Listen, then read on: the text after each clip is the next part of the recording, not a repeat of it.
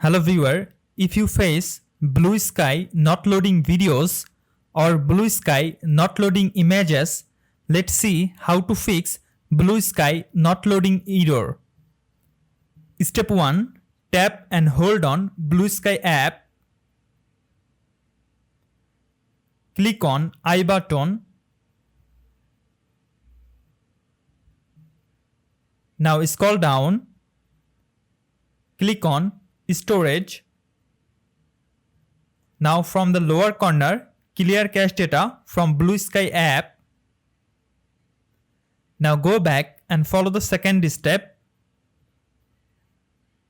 Open Google Play Store or App Store. Now search Bluesky. Go to Bluesky.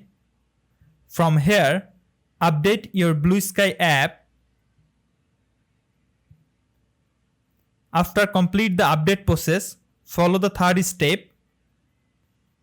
If you connected with any VPN or proxy network, please disable VPN or proxy network. Now restart your phone. Then reopen it.